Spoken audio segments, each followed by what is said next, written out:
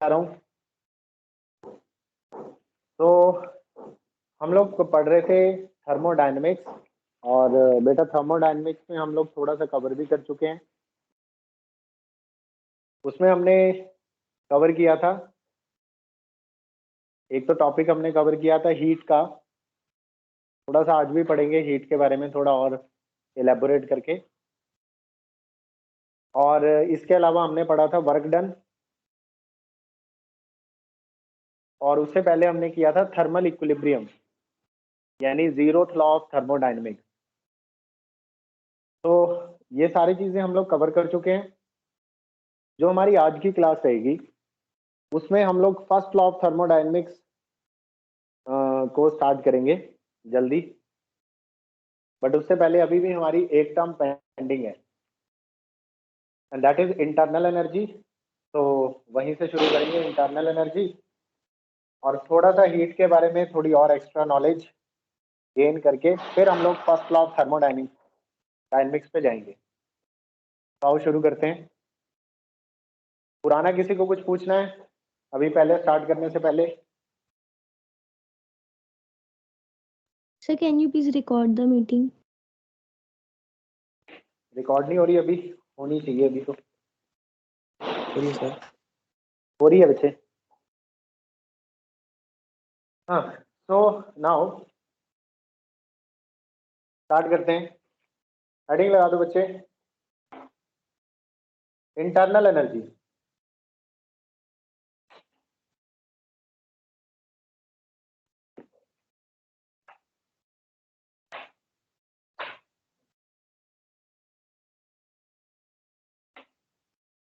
Internal energy, अब नाम से ही समझ आ रहा है, इंटरनल यानी अंदर की बात है बिल्कुल। कोई अब हमारे पास कोई सिस्टम है, सिस्टम के अंदर जो पार्टिकल्स होंगे उन पार्टिकल्स के बीच में आपस में जो एनर्जीज हैं उन सभी एनर्जीज का टोटल है इंटरनल एनर्जी। यानी बच्चे इंटरनल एनर्जी पूरे सिस्टम की होती है, और एक्चुअल में उस सिस्टम के अंदर जितने भी पार्टिकल्स हैं उनके बीच में जितनी भी टाइप्स की एनर्जी है, चाहे वो किसी भी टाइप की है, उन सभी एनर्जीज के टोटल को हम लोग कहते हैं इंटरनल एनर्जी। तो अभी हम लोग लिखेंगे इंटरनल एनर्जी क्या है।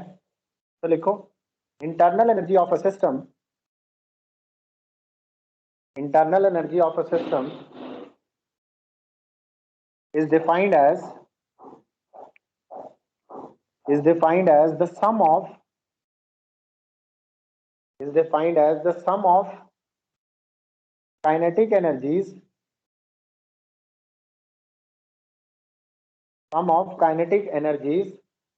of the constituent particles, kinetic energy of the constituent particles, यानी उस सिस्टम के जितने भी पार्टिकल्स हैं उन सब की kinetic energy, and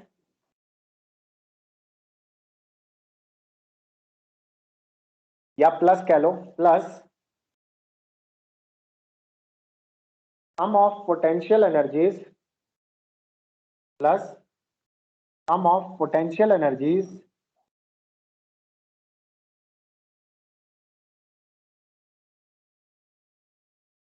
of the constituent particles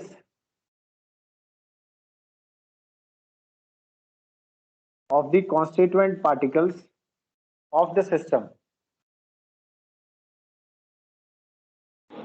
यानी टोटल जितनी भी एनर्जी आ रही है ना सिस्टम के अंदर, बाहर वाली नहीं, अंदर अंदर वाली पार्टिकल्स के लेवल पर, मतलब से स्टोर्ड एनर्जी। स्टोर्ड तो नहीं कह सकते, स्टोर्ड नहीं होती बच्चे, क्योंकि एवरेज वैल्यू तो काफी हद तक कैंसिल ही हो जाती है मोस्टली, बट हाँ कुछ रह जाती है। यू कैन नॉट से it is stored energy, but हाँ कॉन्स्टिट्यूएंट पार्टिकल, ऐसे समझो ना सिस्टम के अंदर पार्टिकल्स हैं और पार्टिकल्स लगातार चलते फिरते रहते हैं, they are continuously in motion. Matter के पार्टिकल्स, आपको याद होगा 9th क्लास में मैटर की प्रॉपर्टीज में एक प्रॉपर्टी ये भी होती थी, कैरेक्टरिस्टिक ऑफ मैटर। इसमें एक मैटर की प्रॉपर्टी ये भी रहती थी कि particles of a matter are continuously moving, मतलब they are continuously in motion. तो किसी भी सिस्टम के अंदर ऑब्वियसली पार्टिकल तो है ही है, मैटर ही है वो भी, तो उसके जो पार्टिकल्स हैं they are continuously in motion, लगातार वो मूविंग है। लगातार इधर उधर रैंडम मोशन करते रहते हैं, मतलब उनके पास काइनेटिक एनर्जी है। हर पार्टिकल के पास काइनेटिक एनर्जी है, कोई किधर जा रहा है, कोई किधर जा रहा है। केमिस्ट्री में ब्राउनियन मोशन पढ़ा आपने?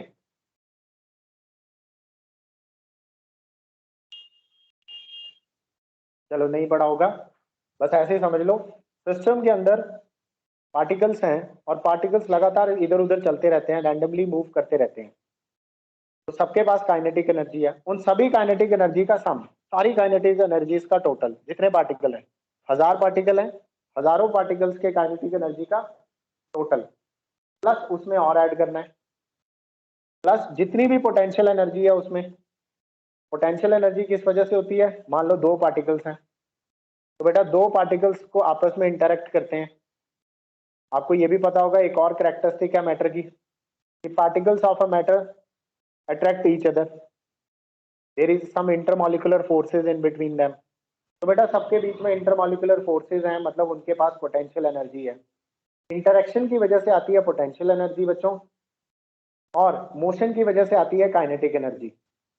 और क्योंकि ये मैटर की बात चल रही है, सिस्टम है, सिस्टम के पास पार्टिकल्स हैं, तो उसके जो कॉन्स्टिट्यूएंट पार्टिकल्स हैं वो आपस में इंटरेक्ट करते रहते हैं। एक पार्टिकल आया, दूसरे के साथ टक्कर मारी, कोलिजन हुई, मतलब they are interacting with each other. तो due to this interaction they have potential energy. एक ने अपना मोमेंटम ट्रांसफर कर दिया दूसरे को, दूसरे ने अपना तीसरे को मोमेंटम ट्रांसफर कर दिया, तो ये सारा प्रोसेस चलता रहता है अंदर, मतलब they have potential energies also. Now some of all these energies, kinetic energy जितनी भी हैं प्लस पोटेंशियल एनर्जी जितनी भी हैं, इन सभी एनर्जीज के टोटल को हम लोग कहते हैं internal energy of the system. Is it clear बच्चों? तो यहाँ पे फिर हाइट कौन सी होगी पोटेंशियल एनर्जी के केस में? पोटेंशियल एनर्जी सिर्फ हाइट वाली नहीं होती है। आपको याद होगा पोटेंशियल एनर्जी का सबसे basic concept, change in potential energy, negative of work done by conservative force. जरूरी नहीं है कि पोटेंशियल एनर्जी हाइट वाली हो, ऐसा नहीं होता। इंटरेक्शन वाली पोटेंशियल एनर्जी भी होती है। इलास्टिक पोटेंशियल एनर्जी हाइट वाली थोड़ी थी, वो तो कॉन्फ़िगरेशन चेंज हो रही है बॉडी की। आपने एक बॉडी को स्ट्रेच किया तो उसके पास पोटेंशियल एनर्जी है, तो that is elastic potential energy. तो बेटा अलग अलग टाइप की पोटेंशियल एनर्जीज होती हैं, जरूरी नहीं है कि वो हाइट होगी किसी बॉडी की तो ही पोटेंशियल एनर्जी होगी। Potential energy basically work done है। तो आप बस इतना समझो अभी के लिए, ये particles are interacting with each other, then they have potential energy also. तो बच्चों समझ आया इंटरनल एनर्जी?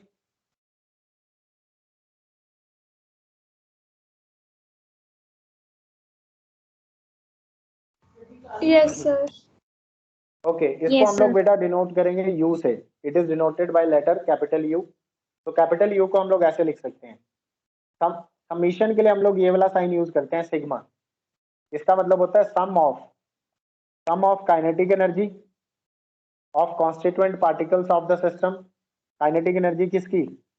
ऐसे लिख लो, kinetic energy of constituent particles, kinetic energy of constituent particles plus sum of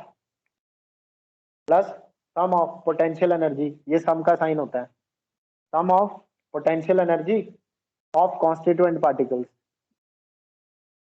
potential energy of constituent particles. तो ये जो टोटल एनर्जी है, ये कोई छोटी मोटी टर्म नहीं है इंटरनल एनर्जी। ये तो सारी एनर्जी जितनी भी अंदर पे कोई भी एनर्जी हो, सिस्टम के अंदर कोई भी एनर्जी हो, उन सब का टोटल है ये। अब देखते हैं काइनेटिक एनर्जी किस वजह से होती है। बेटा ये जो काइनेटिक एनर्जी होती है ये डिपेंड करती है टेम्परेचर पे। ध्यान से सुनना, काइनेटिक एनर्जी जो होती है ये टेम्परेचर पे डिपेंड करती है, डिपेंड्स ऑन टेम्परेचर T। मतलब अगर आप सिस्टम से तो आप सब समझ रहे हैं ना, जब भी मैं बोलूं सिस्टम, दिमाग में क्या आ जाए? दिमाग में एक सिलेंडर आ जाए, सिलेंडर में एक पिस्टन लगी हुई है और उसके अंदर हमने एक गैस रखी हुई है। जब मैं वर्ड यूज करूं सिस्टम, तो इस तरह की एक पिक्चर बना लो दिमाग में। हाँ जी सर, लेकिन हमने इंथैल्पी की सर डेफिनेशन में भी तो यही लिखा था कि टोटल एनर्जी। एंथैल्पी में मैंने कहा था टोटल एनर्जी, उसमें तो और एनर्जीज आ जाएंगी सारी की सारी, इंटरनल एनर्जी, एक्सटर्नल एनर्जी, कुछ भी है सिस्टम के पास जितनी भी एनर्जीज है, चाहे वो इंटरनल है चाहे एक्सटर्नल है, सारी मिला के दैट इज एंथैल्पी। ये सिर्फ इंटरनल है, ये सिर्फ पार्टिकल्स के पास है। सो means kinetic plus potential plus दोनों दो एनर्जी होंगी ना इसमें। हाँ हाँ, ये पार्टिकल के पास है यार। कुछ और पूछो। आपने एंथैल्पी पूछा, मैंने बता दिया आपको एंथैल्पी क्या है। इंटरनल प्लस एक्सटर्नल सारी एनर्जीज हैं, और इंटरनल में सिर्फ यही आ रही है जो पार्टिकल्स के पास है। ऐसे समझो ना, ज्यादा इतना मत जाओ डीप में, वरना कंफ्यूजन क्रिएट होगी। ओके बच्चे, मैं आपको बता रहा था सिस्टम जब मैं बात कर रहा हूँ ना, वैसे तो सिस्टम आप कोई भी ले सकते हो, this body is a system. System मतलब एक से ज्यादा पार्टिकल्स। अब इस बॉडी में करोड़ों पार्टिकल्स हैं, तो इट इज अ सिस्टम। और कोई भी मैटर आप उठा लो, कोई भी बॉडी उठा लो, वो एक सिस्टम ही है। उसके अंदर पार्टिकल्स हैं, पार्टिकल्स आपस में इंटरेक्ट करते हैं, आपस में फोर्सेस लगाते हैं, उनके पास काइनेटिक एनर्जी होती है, पोटेंशियल एनर्जी होती है, सब कुछ होता है। लेकिन थर्मोडायनेमिक्स के अंदर पर्टिकुलरली जो मैं आपसे सिस्टम बोल रहा हूं, आपने उस सिस्टम में अपने दिमाग में कैसी पिक्चर क्रिएट करनी है, ये वाली पिक्चर क्रिएट करनी है सिस्टम के नाम से। एक सिलेंडर है, सिलेंडर में एक पिस्टन फिटेड है, और पिस्टन में आपने यहाँ एक गैस ली हुई है, और ये गैस के पार्टिकल्स हैं। तो इस तरह का सिस्टम आप अपने दिमाग में बिठा लो, a gas in a cylinder fitted with a piston. ठीक है, अब देखो, अब समझो, ये रे सिस्टम के पार्टिकल्स, कॉन्स्टिट्यूएंट पार्टिकल्स, क्या इनके बीच में काइनेटिक एनर्जीज होंगी?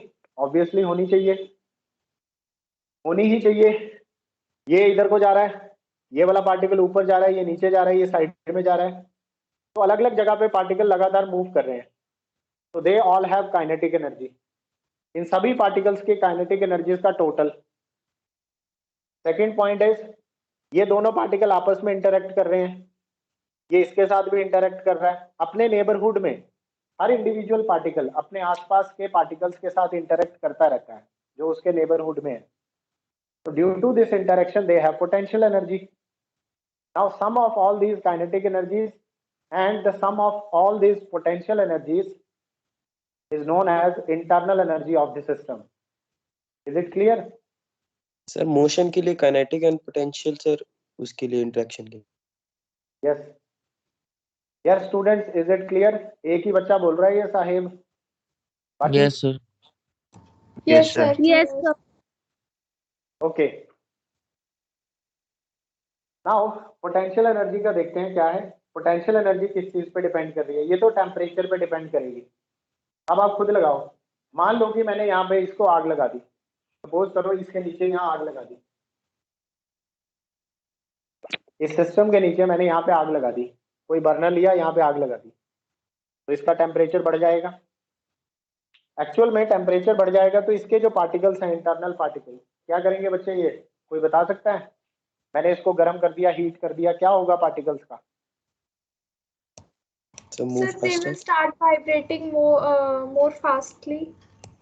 यस, बिल्कुल सही कहा आपने, वाइब्रेशंस होना स्टार्ट हो जाएंगी, मतलब रैंडम मोशन आ जाएगा। द रीजन बीइंग कि इन पार्टिकल्स के पास एनर्जीज आ जाएंगी। आप बाहर से एक्स्ट्रा हीट दे रहे हो, वो हीट ये एब्जॉर्ब कर लेंगे।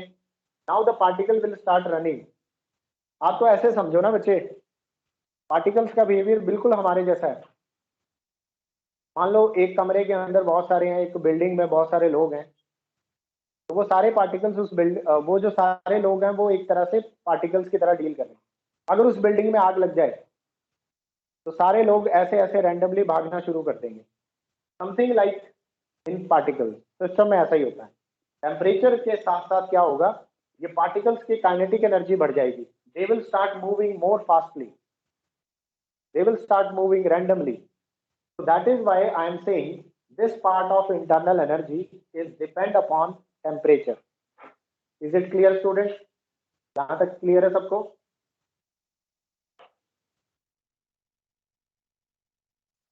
Yes. Yes, sir. Yes, sir. And Yes, the second sir. portion is good शाबाश। Second portion is potential energy. इसका क्या होगा? ये किस चीज पे डिपेंड करेगी ये भी देखो। It depends on potential energy वाला पार्ट जो है it depends on interaction, it depends on interaction between the particles, it depends on interaction. Interaction का मतलब होता है फोर्स, फोर्सेस कैसे लगा रहे हैं, फर्स्ट पार्टिकल दूसरे पे क्या फोर्स लगा रहा है, दूसरा फर्स्ट पे क्या फोर्स लगा रहा है। फोर्सेस बहुत तरह की होती हैं बच्चे पार्टिकल्स के अंदर, इंटरमॉलिक्यूलर फोर्सेस हैं फिलहाल तो it depends upon interactions, interaction between the particles, it depends on interaction between the particles। अब इसको interaction between the particles को, वैसे तो ये तो मैंने जनरली बता दिया, थर्मोडायनेमिक्स के रिस्पेक्ट में अगर मैं वर्ड यूज करूं कि ये पोटेंशियल एनर्जी किस चीज पे डिपेंड कर रही है, तो माय आंसर इज वॉल्यूम। आप ऐसे भी कह सकते हैं that is volume, volume of the system. अब ये क्या नई चीज आ गई, वॉल्यूम ऑफ द सिस्टम। अब इसको भी समझते हैं। सपोज करो कि बेटा, सपोज करो कि कुछ आपने ऐसा किया कि यहां से आपने फोर्स लगाई, ये एक रफ डायग्राम चल रहा है कि आपको मैं मतलब समझा सकूं बस। आपने इस पिस्टन को दबाया, पिस्टन को दबाने से सबसे पहले क्या होगा मैं आपसे जानूंगा, आपके रिस्पॉन्सेस चाहिए। पिस्टन दबाएंगे तो क्या होगा, यस प्रेशर क्रिएट होगा, वेरी गुड, प्रेशर क्रिएट होगा, वॉल्यूम कम हो जाएगी, पिस्टन नीचे आ जाएगी। इसको दबाया, पिस्टन नीचे आ गई, प्रेशर क्रिएट होगा। अब वो प्रेशर कहां ट्रांसफर होगा, वो प्रेशर ट्रांसफर होगा इन पार्टिकल्स को, होगा ना। Yes sir. Potential energy increase होगी सर। समझ गए आप, बस धीरे धीरे पहुंचने वाले हम लोग।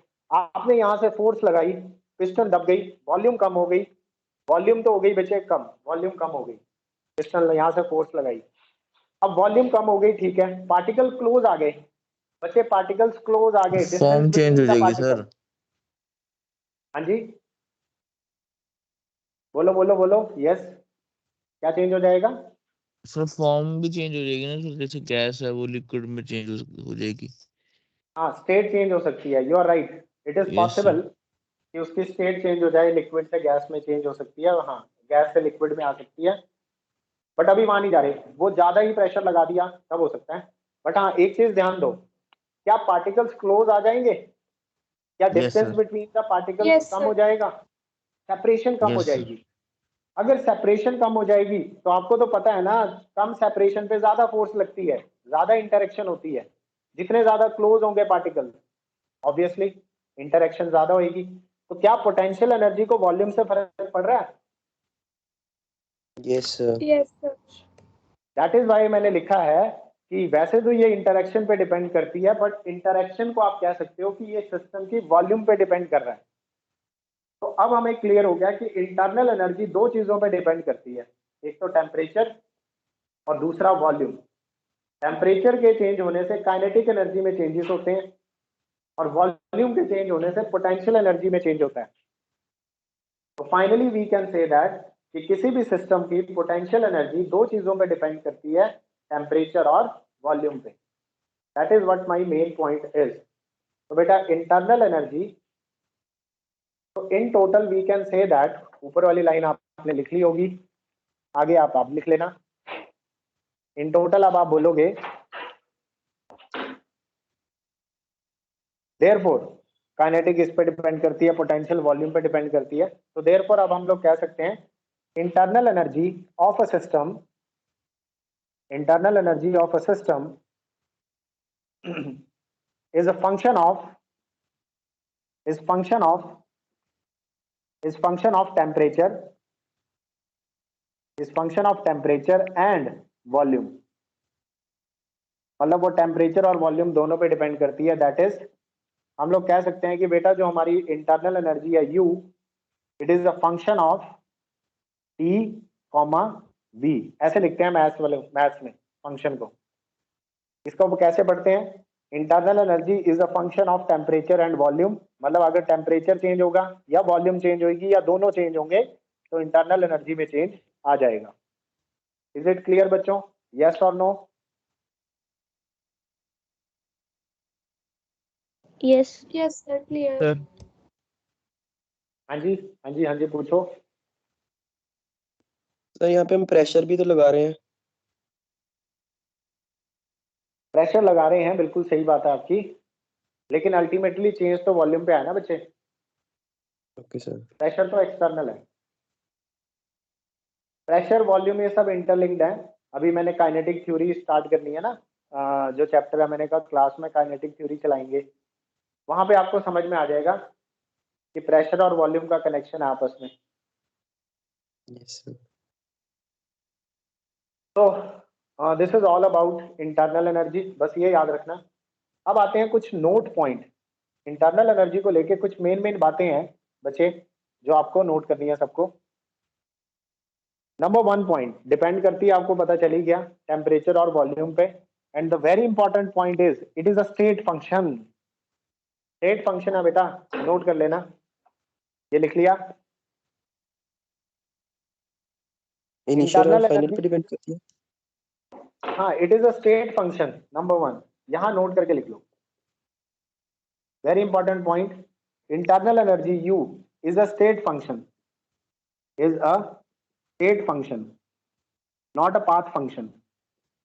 Is a state function, not a path function. ये स्टेट पे डिपेंड करता है, पाथ पे नहीं। It depends on initial and final state, बस ये इनिशियल और फाइनल स्टेट पे डिपेंड करती है। इसको कोई फर्क नहीं पड़ता कि बीच वाली स्टेट क्या थी, इंटरमीडिएट स्टेट क्या है, कोई फर्क नहीं पड़ता। पहले क्या स्टेट थी, ठीक है, मान लो पहले की स्टेट थी ये रही, टेम्परेचर T था, वॉल्यूम V था, टेम्परेचर T1, वॉल्यूम V1। बेटा टेम्परेचर T1 और वॉल्यूम V1 पर हमारी इंटरनल एनर्जी थी U1। फिर हमारा स्टेट चेंज हो गई। थर्मोडायनेमिक्स में स्टेट चेंज होने का मतलब क्या है बेटा? थर्मोडायनेमिक्स में स्टेट चेंज होने का मतलब है वेरिएबल्स का चेंज होना। जिसने शुरू की क्लासेस लगाई हैं उसको पता होगा, बताया था ना मैंने आपको। थर्मोडायनेमिक स्टेट, थर्मोडायनेमिक स्टेट का मतलब है बच्चे थर्मोडायनेमिक वेरिएबल।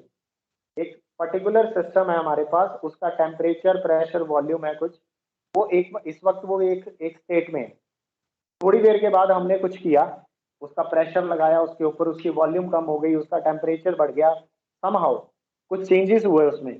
चेंज होने के बाद वो चला गया दूसरी स्टेट में, T2 और V2 में। This is called change of state in thermodynamics. हम केमिस्ट्री में नहीं है कि हम लोग सॉलिड, लिक्विड और गैस की बात करेंगे, हम लोग बात करेंगे थर्मोडायनेमिक पैरामीटर्स की, जिसमें हम लोग बोलेंगे कि बॉडी के जो पैरामीटर्स हैं, यानी प्रेशर, वॉल्यूम, टेम्परेचर जो हैं वो चेंज हो जाएंगे, तो समझो हमारे सिस्टम की स्टेट चेंज हो गई। तो this is in first state, now this is in another state. अब इस स्टेट में इंटरनल एनर्जी कुछ और होगी, मान लो U2 है, ऐसे ही मैं बोल रहा हूँ, समझे बच्चे? इंटरनल एनर्जी सिर्फ स्टेट का फंक्शन है। अब यहां से यहां बॉडी पहुंची कैसे, क्या पाथ फॉलो किया उसने, हमें कोई मतलब नहीं है। Internal energy depends on initial and final state only. Is it clear बच्चे? किसी को कोई doubt?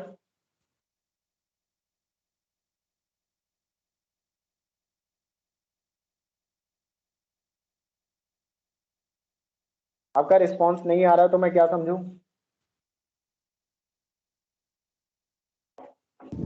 No, sir. No doubt. No sir, no doubt. Okay, ठीक है। तो ये थी हमारी मेन बातें अबाउट इंटरनल एनर्जी। अब आगे चलते हैं हीट को। फर्स्ट लॉ पे मैंने आपको बताया था कि मैंने 3 इंपॉर्टेंट टर्म हम लोग पढ़ चुके हैं। एक हमने पढ़ी थी हीट, दूसरी हमने पढ़ी थी वर्क डन, और तीसरी आज हमने पढ़ ली इंटरनल एनर्जी। ये 3 इंपॉर्टेंट टर्म्स हैं। ये तीनों टर्म्स हमें पता होनी चाहिए अगर हमें फर्स्ट लॉ ऑफ थर्मोडायनेमिक्स पढ़ना है तो। लेकिन वर्क डन मैं पहले ही एक्सप्लेन कर चुका हूँ, इंटरनल एनर्जी हो चुका है, हीट भी मैं बता चुका हूँ। लेकिन आज हम हीट से रिलेटेड थोड़ा सा और कुछ करेंगे, फिर चलेंगे आगे फर्स्ट लॉ पे।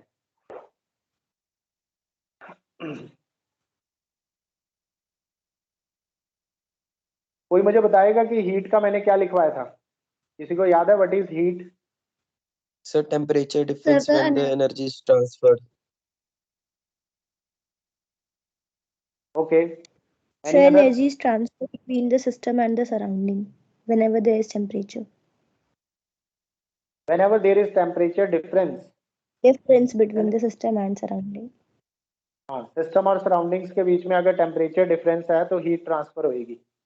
मतलब anything which is transferred, the energy which is transferred, that energy which is transferred from system to surroundings या from one body to other body या from one system to another system due to temperature difference between the two is called heat. उस energy को heat कहते हैं. अच्छा बच्चे, जिनको नहीं पता, जिन्होंने क्लासेस नहीं लगाई, वो 1 मिनट के लिए देख लो. मान लो हमारे पास एक सिस्टम ये रहा, ऐसे ही एक सिस्टम ये रहा, system 1 and system 2, system 1 and system 2. बेटा इस सिस्टम का टेम्परेचर है T1, इस सिस्टम का टेम्परेचर है T2, और मान लो T1 T2 से बड़ा है, T1 T2 से बड़ा है, यानी ये हॉट है body, this is hot body and this is cold body. Comparatively उसके ठंडी है वो, इसका टेम्परेचर ज्यादा है, इसका कम है. मान लो ये दोनों कांटेक्ट में आ गए किसी तरह, मान लो ये दोनों बॉडीज किसी तरह कांटेक्ट में आ गए. अब इस बॉडी और इस बॉडी यानी ये दोनों सिस्टम के बीच में टेम्परेचर डिफरेंस चल रहा है, कुछ ना कुछ डेल्टा टी की वैल्यू है, and that is T1 minus T2. This is difference between their temperature. अब होगा क्या, धीरे धीरे एनर्जी जो है वो हॉट बॉडी से ट्रांसफर होना शुरू हो जाएगी. एनर्जी जो है वो हॉट बॉडी से ट्रांसफर होना शुरू हो जाएगी कोल्ड बॉडी में. तो ये जो एनर्जी ट्रांसफर हो रही है, this energy which is transferred from a hot body to cold body, this energy is called heat. Is it clear बच्चों? सबको क्लियर हो गया? सर T1 की एनर्जी ग्रेटर है सर T2 से. नहीं नहीं, हाँ energy, you are right, energy भी ज्यादा है, ठीक कह रहे हो. टेम्परेचर ज्यादा है तो ऑब्वियसली उसके पास ज्यादा एनर्जी होगी, और दूसरे सिस्टम का टेम्परेचर कम है, उसके पास एनर्जी कम होगी. ठीक कह रहे हो. तो क्या होगा, ये अपनी कुछ एनर्जी जो है ट्रांसफर कर देगा दूसरी बॉडी में, और ऐसा तब तक होगा जब तक कि दोनों का टेम्परेचर बराबर ना हो जाए. This process continues Equilibrium. Till thermal equilibrium. जब तक कि दोनों के Yes. टेम्परेचर बराबर नहीं हो जाते तब तक ये ट्रांसफॉर्मेशन होती रहेगी. धीरे धीरे क्या होगा, ये अपनी एनर्जी ट्रांसफर कर रहा है, इसका टेम्परेचर डाउन आ रहा है, इसका टेम्परेचर बढ़ रहा है, ऐसे समझो. ये रहा नीचे, ये रहा ऊपर, ये ट्रांसफर कर रहा है उसको, इसका टेम्परेचर डाउन आ रहा है, इसका बढ़ रहा है, इसका डाउन आ रहा है, इसका बढ़ रहा है. जब ये दोनों बराबर आ जाएंगे तब ये ट्रांसफॉर्मेशन होना बंद हो जाएगी. समझ में आ गया बच्चों? Yes sir. Yes, तो sir. ये हीट क्या चीज है? Very good. ये हीट क्या चीज है? हीट वो एनर्जी है जो ट्रांसफर होती है. ये मैंने डेफिनेशन दी थी हीट की. आई रिपीट, हीट वो एनर्जी है जो ट्रांसफर होती है. जब टेम्परेचर डिफरेंस होगा तब जितनी एनर्जी ट्रांसफर होगी उस एनर्जी को हम लोग हीट कहते हैं. चलो, ये मैंने हीट के बारे में पहले बता चुका हूं. आज हमने हीट से रिलेटेड कुछ टर्म्स करनी है. तो बेटा सबसे पहले हेडिंग लगा दो हीट कैपेसिटी. शायद आपने पढ़ा भी होगा केमिस्ट्री में, आई डोंट नो. कर लिया बच्चे हीट कैपेसिटी वगैरह? Yes, sir. हीट कैपेसिटी कहते हैं, या फिर we can say that thermal capacity. Heat capacity को थर्मल कैपेसिटी भी कहते हैं. कौन बताएगा क्या होता है बच्चे हीट कैपेसिटी या थर्मल कैपेसिटी?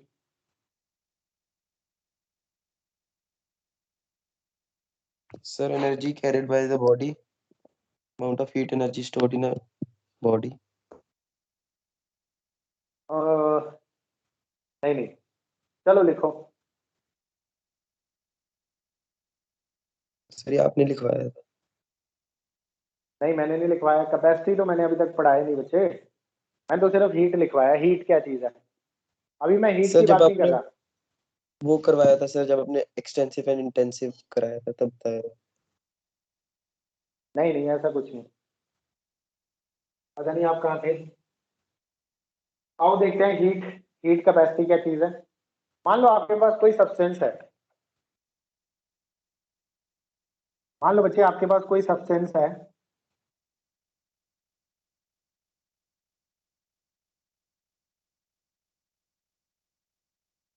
अब इसका कुछ ना कुछ मास है, नो मैटर क्या मास है, कितना है, वजन वजन हमें नहीं देखना, बस एक सब्सटेंस है कुछ ना कुछ। सब्सटेंस का जो टेम्परेचर है बच्चे, substance at temperature is equal to T. मान लो इस सब्सटेंस का जो टेम्परेचर है वो टी डिग्री सेल्सियस है। अब हम लोग क्या कर रहे हैं, हमने क्या किया, इसको एनर्जी दे रहे हैं, एनर्जी इज गिवन, कहीं से हमने इसको एनर्जी दी, इस सब्सटेंस को एनर्जी ट्रांसफर हो रहे हैं, सम एनर्जी इज गिवन, और you can say that some heat is given, some heat say H given to the substance. इस सब्सटेंस को हमने कुछ हीट दी, H अमाउंट ऑफ हीट हमने इस सब्सटेंस को दे दी, तो क्या होगा, तो बेटा इसकी वजह से क्या होगा, व्हाट विल हैपन, रिजल्ट क्या आएगा, देखते हैं। ये सब्सटेंस गर्म हो जाएगा, ये वाला सब्सटेंस गर्म हो जाएगा, और इस सब्सटेंस का जो टेम्परेचर है, अगर वो टेम्परेचर T+1 डिग्री सेल्सियस हो जाए, क्या हुआ, रिजल्ट क्या आया, हमने इस सब्सटेंस को H अमाउंट ऑफ हीट दिया, और इस हीट ने क्या किया, सब्सटेंस का टेम्परेचर 1 डिग्री सेल्सियस बढ़ा दिया। होगा ना ऐसा ही, गर्म हो जाएगी बॉडी, अगर आप किसी इसको गर्म करोगे तो बॉडी गर्म हो जाएगी ना, उसका टेम्परेचर बढ़ जाएगा, ठीक है बच्चे, ऐसा ही होगा।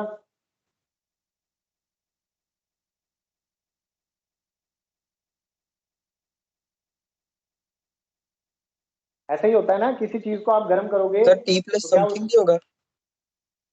T प्लस समथिंग हो जाए, बट उसका टेम्परेचर बढ़ जाएगा ना, कुछ भी हो जाए मतलब उसका टेम्परेचर बढ़ जाएगा। अगर आप हीट दोगे तो उस बॉडी का टेम्परेचर बढ़ जाएगा। तो अगर उस बॉडी का टेम्परेचर 1 डिग्री सेल्सियस आपको बढ़ाना है, तो उसके लिए आपको जितनी हीट देनी पड़ेगी, that heat is called heat capacity.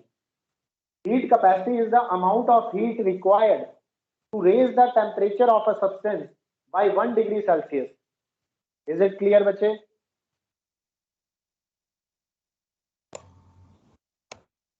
Yes, I sir. Repeat, किसी भी सब्सटेंस का टेम्परेचर अगर आपको 1 डिग्री सेल्सियस बढ़ाना है, तो आपको कितनी हीट देनी पड़ेगी उस सब्सटेंस को, that is called heat capacity. Is it clear बच्चों, कोई डाउट? ठीक है, उसको हम लोग हीट कैपेसिटी कहते हैं। चलो आओ लिखते हैं, लिखो लिखो हीट कैपेसिटी की definition. Heat capacity of a substance, ये किसी सब्सटेंस की होती है। Heat capacity of a substance is defined as, heat capacity of a substance is defined as the amount of heat required.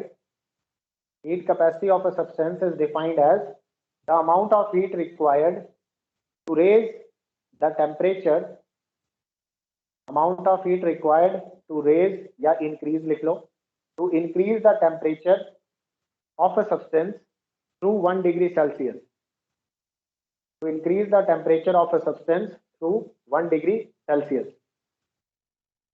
ठीक है बच्चों, So can you repeat the समझ आ गया? definition?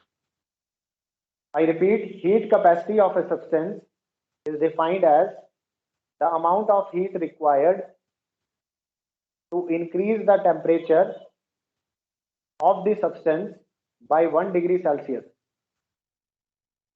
Amount of heat required to increase the temperature of substance by 1 degree Celsius. 1 degree Celsius temperature बढ़ाना है, उसके लिए कितनी हीट चाहिए, that heat is called heat capacity। ठीक है बच्चों, यहां तक समझ आ गया?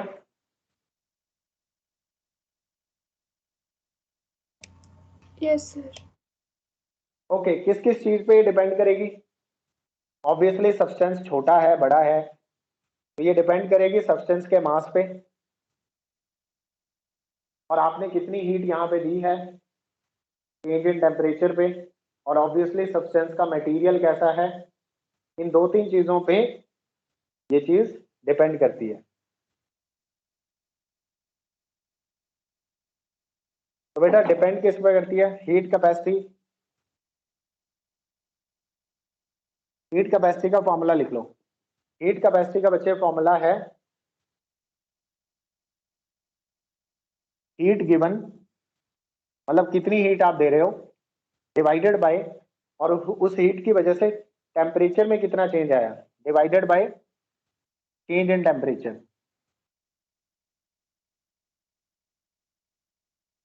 या इंक्रीज इन टेम्परेचर, ऐसे समझो, divided by increase in temperature. तो बेटा हीट गिवन को हम लोग कैपिटल क्यू से डिनोट करते हैं, मतलब कितनी हीट है, एंड इंक्रीज इन टेम्परेचर को या चेंज इन टेम्परेचर को डेल्टा टी से। तो बेटा हीट कैपेसिटी के लिए हमारे पास ये फॉर्मूला बन गया, heat capacity is equal to heat given divided by delta T, Q by delta T. Is it clear बच्चों, कोई doubt? No, sir. No. Okay, अगर मैं मान लूं कि डेल्टा टी जो है that is equal to 1 degree Celsius, मान लो डेल्टा टी की वैल्यू 1 डिग्री सेल्सियस होगी, तो क्या होगा, तो हीट कैपेसिटी किसके इक्वल आ जाएगी, तो बेटा फिर हीट कैपेसिटी इक्वल आ जाएगी क्यू के इक्वल आ जाएगी। यही तो डेफिनेशन है, heat capacity is equal to amount of heat given to increase the temperature by 1 degree Celsius. यही तो डेफिनेशन है कि हीट कैपेसिटी हीट गिवन के इक्वल आ जाएगी अगर हमने किसी बॉडी का 1 डिग्री सेल्सियस टेम्परेचर इंक्रीज करना है, तो कितनी हीट हम उस सब्सटेंस को देंगे, that is called heat capacity of that substance. तो बेटा एक ये इंपॉर्टेंट टर्म है, इसको आपने याद रखना है।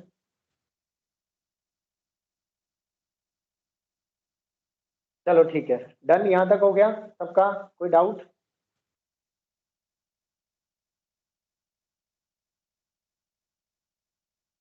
फिर आती है इसकी एसआई यूनिट, क्या होगी, ये लिख लिया होगा बच्चे, इसकी एसआई यूनिट लिख लो, यहीं से निकल जाएगी एसआई यूनिट। इसकी एसआई यूनिट्स होंगी, क्यू जो है हीट है, हीट क्या है, कितनी एनर्जी ट्रांसफर होती है, मतलब एनर्जी है तो ये जूल्स में लेंगे, डिवाइडेड बाय टेम्परेचर हम लोग सेल्सियस में लेते हैं, लेकिन एसआई यूनिट में टेम्परेचर को केल्विन में लेना पड़ेगा, तो जूल पर केल्विन इसकी एसआई यूनिट है, जूल पर केल्विन।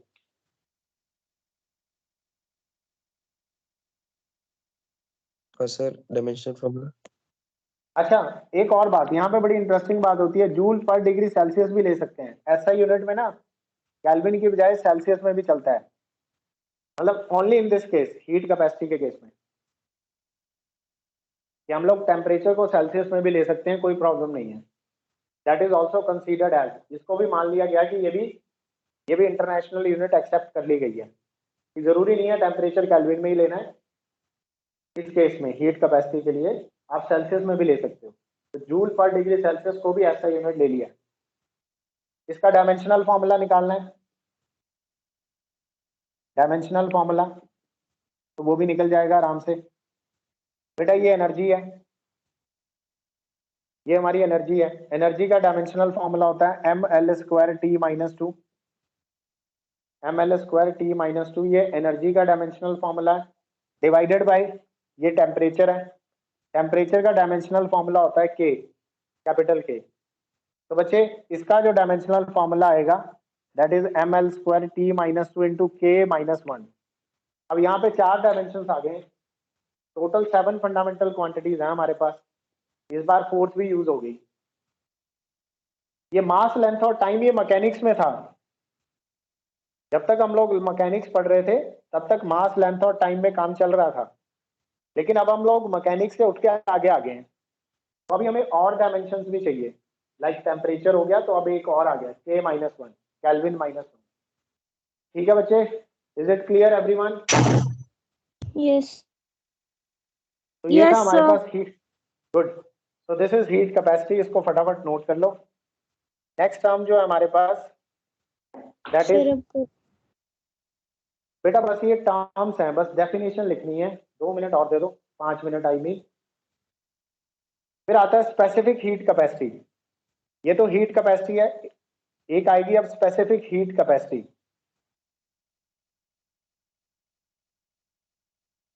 अच्छा मैंने कोई सिंबल नहीं दिया, हीट कैपेसिटी को कोई सिंबल नहीं दिया क्योंकि ये कंफ्यूजन क्रिएट करता है, इसलिए मैं इसको ऐसे लिख रहा हूँ, heat capacity is equal to this.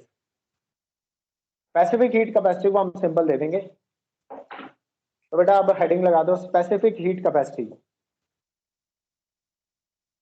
Specific word आ गया, मतलब अब हमें मास को स्पेसिफाई करना पड़ेगा। अभी तक हमने ये नहीं बताया कि हमारा सब्सटेंस कितने ग्राम का है, 2 ग्राम है, 5 ग्राम है, 10 ग्राम है, अभी तक स्पेसिफाई नहीं किया। लेकिन अब हमें स्पेसिफाई करना पड़ेगा कि जो हम लोग सब्सटेंस ले रहे हैं वो कितने ग्राम का है, उसके मास को स्पेसिफाई करना पड़ेगा। नाउ बेटा नेक्स्ट टर्म इज सर ये स्पेसिफिक हीट।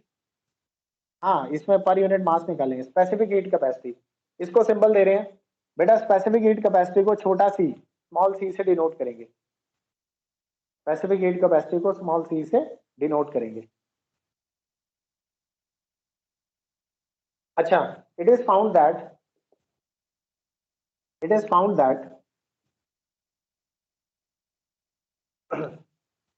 कि जो हमारी Q है, Q यानी हीट जो है, that is directly proportional to mass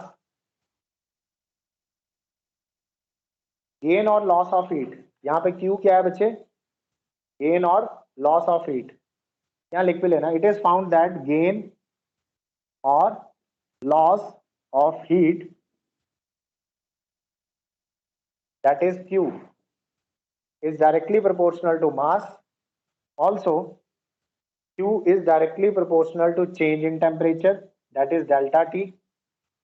And इन दो चीजों पे डायरेक्टली प्रोपोर्शनल है। अब इन्हें अगर हम लोग कंबाइन करें, सर ये कंबाइनिंग समझ दीज नहीं इनटू, आया। बेटा इसमें समझने वाली कोई बात नहीं है। मैं तो ये कह रहा हूँ जितना ज्यादा टेम्परेचर में चेंज आएगा उतना ही ज्यादा हीट में चेंज आएगा। प्रैक्टिकली सोच के देखो, आपके पास कोई बॉडी है, कोई सब्सटेंस है, आप उसको सर जितनी लेकिन हीट दोगे, इनवर्सली प्रोपोर्शनल उसकी नहीं है सर, डेल्टा टी के।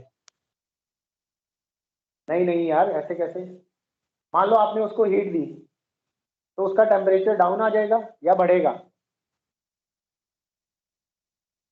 बढ़ेगा। बढ़ेगा। हाँ, तो बस डायरेक्टली प्रोपोर्शनल है ना। इनवर्सली कैसे हुआ? डायरेक्टली प्रोपोर्शनल है। आप किसी को हीट दोगे, किसी सब्सटेंस को, तो उस सब्सटेंस का टेम्परेचर बढ़ेगा ही। मतलब अगर आपने ज्यादा गर्म कर दिया, मान लो आपके हाथ में बर्नर का स्विच है, आपने उसकी नॉब घुमा दी, आप ज्यादा हीट दे रहे हो अब उसे, more heat is given, more change in temperature. हमारे किचन में यही तो होता है। सर अंडरस्टूड सर, वो कंफ्यूजन हो गई थी सर हीट कैपेसिटी और स्पेसिफिक हीट कैपेसिटी में। अभी मैंने सी है ना, ये तो आया नहीं अभी तक। मैं तो बता रहा हूँ कि जो अमाउंट ऑफ हीट है, ये लिखा ना, it is found that gain और लॉस ऑफ हीट। क्यू क्या है? क्यू जो है दैट इज हीट। अब हीट तो या तो कोई सब्सटेंस हीट गेन करेगा या फिर कोई सब्सटेंस हीट लूज करेगा, ऑब्वियसली। जैसे कि आप किसी को हीट दे रहे हैं तो जिस सब्सटेंस को हीट दे रहे हैं वो तो हीट गेन करेगा। और ये भी हो सकता है कि आपने गरम गरम चीज ली और एक ठंडी चीज के ऊपर रख दी, तो अब गर्म वाली चीज ठंडी चीज को एनर्जी ट्रांसफर करेगी, तो नाउ गर्म वाली चीज अपना हीट प्रोड्यूस कर रही है, लॉस ऑफ हीट हो रहा है गर्म वाली बॉडी में। It is general. ओके, इन दोनों को कंबाइन कर दिया तो बेटा Q is proportional to mass as well as delta T. तो जब हम लोग ये प्रोपोर्शनलिटी साइन हटाएंगे तो जो कांस्टेंट आता है वो आता है C बचे, C into M into delta T. तो यहां पर जो हमारे पास C है ना, दिस इज कॉल्ड, ये जो हमारा C है इसको कहते हैं हम लोग स्पेसिफिक हीट कैपेसिटी। ये जो कांस्टेंट आया, this is called specific heat capacity. मतलब अगर आपको फॉर्मूला याद रखना है तो ऐसे याद रखो, हीट गिवन और हीट टेकन, हीट गिवन और टेकन, ये तो डिपेंड करता है कि किसी ने हीट ली, is equal to specific heat capacity, is equal to specific heat capacity multiply by mass, mass of substance, जो सब्सटेंस हीट दे रहा है या ले रहा है डिपेंड करेगा, into change in its temperature, into change in temperature, यानी उस सब्सटेंस का टेम्परेचर में कितना चेंज आया। तो ये हमारे पास फॉर्मूला आ गया हीट गिवन का या हीट टेकन का। बच्चों यहां तक समझ आ गया? कोई डाउट किसी को? No. No, sir. ओके, तो यहां से निकलेगा सी का फॉर्मूला, यहां से बच्चे निकलेगा सी का फॉर्मूला स्पेसिफिक हीट कैपेसिटी का। सी को यही रहने दो, बाकी टर्म दूसरी तरफ ले जाओ। तो अब सी बनेगा Q divided by M into delta T. This is specific heat capacity, that is heat specific heat capacity का ये फॉर्मूला बन गया Q divided by M into delta T. यानी आप ध्यान से देखो Q बाय डेल्टा टी क्या है, Q बाय डेल्टा टी है heat capacity, Q by delta की क्या है, इट इज हीट कैपेसिटी जो हमने पहले पढ़ी है। तो अगर हम लोग हीट कैपेसिटी को मास से डिवाइड कर दें तो क्या हम लोग कह सकते हैं बच्चे specific heat capacity, specific heat capacity का मतलब है heat capacity per unit mass, specific heat capacity का मतलब है heat capacity per unit mass, that is heat capacity divided by mass. Is it clear बच्चों, यस और नो? Yes, sir. तो यही मैं आपको समझा रहा हूँ, इसमें स्पेसिफाई करना पड़ता है कि कितना मास लिया आपने सब्सटेंस का, that is specific heat capacity. Define कैसे करें, इसको डिफाइन कैसे करें, अब इसकी डेफिनेशन लिखते हैं, सर नोट करते रहो। हाँ जी,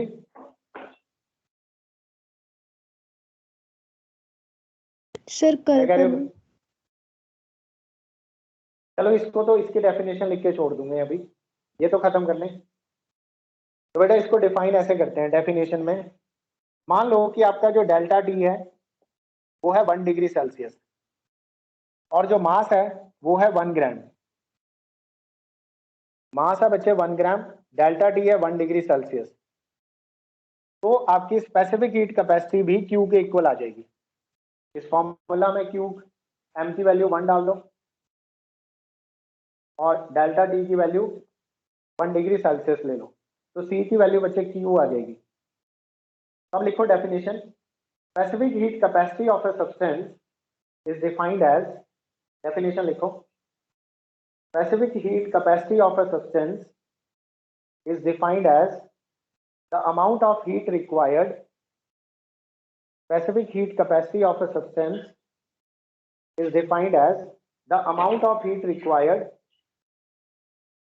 to raise the temperature, amount of heat required to raise the temperature of 1 gram substance, to raise the temperature of 1 gram substance to 1 degree Celsius.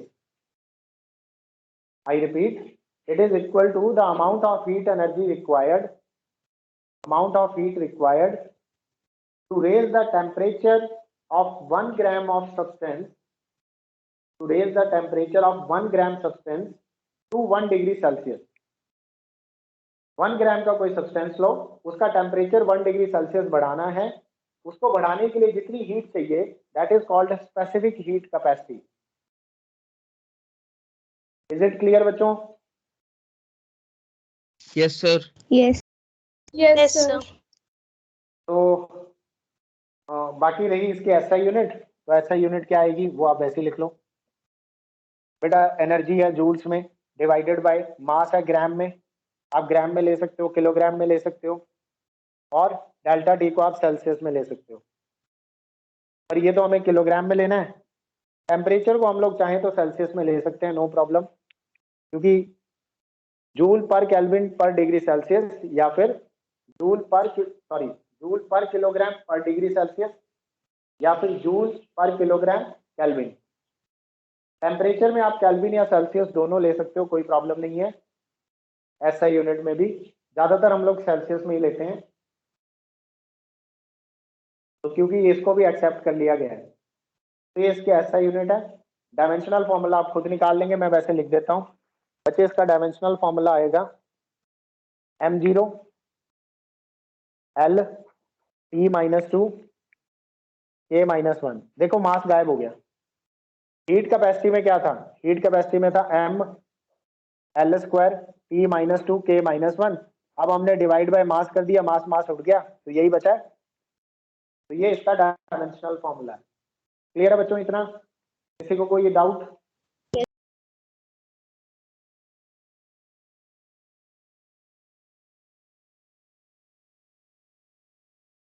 चलो ठीक है, अगर समझ आ गया तो बहुत अच्छा है। तो ये कुछ इंपॉर्टेंट टर्म्स हैं, ये मत समझना कि हमारे सिलेबस में नहीं है। थर्मल प्रॉपर्टीज ऑफ मैटर एक चैप्टर है, उसमें ये सारी टर्म्स आती हैं। तो आप ये समझो कि ये उस चैप्टर के टॉपिक्स हैं जो साथ साथ में कवर हो रहे हैं थर्मोडायनेमिक्स में, बट क्योंकि ये रिक्वायरमेंट है हमारी, तो दैट इज वाई मैं इसको यहाँ साथ में चला रहा हूँ।